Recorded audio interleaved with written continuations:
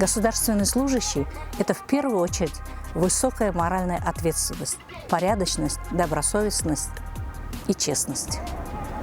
Менің көрінісім бойынша мемлекеттік қызметкер еңбегіне адал, халқына жанашыр болуы қажет. Государственные служащие должны понимать простой народ и служить народу. Государственный служащий, по моему мнению, он должен быть ответственным, пунктуальным, честным, твердо знающим свое дело.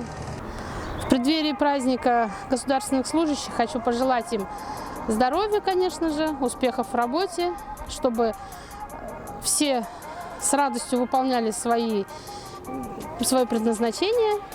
По моему мнению, госслужащий должен обладать такими качествами, как, в первую очередь, образованность, патриотизм, желание работать, пунктуальность, аккуратность, умение общаться с людьми, прислушиваться к мнению людей и выполнять требования.